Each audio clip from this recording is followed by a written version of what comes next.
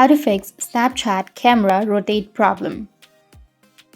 So if you want to fix Snapchat camera rotate problem, then what you need to do is first you just need simply open up your Snapchat application. After opening your Snapchat, now for example here on the right side you will have all of these options, right? So if you're facing a rotate problem on your Snapchat, then you will have a dual camera option on the right side. So you just need simply tap on the dual camera and you'll be able to just switch from your landscape mode to a portrait mode or any other mode if you are comfortable with. And after switching that, your problem might be fixed.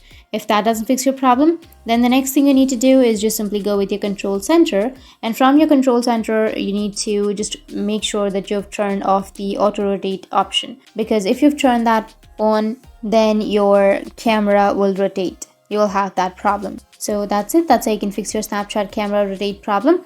And if you have any questions, feel free to comment below. Thanks for watching.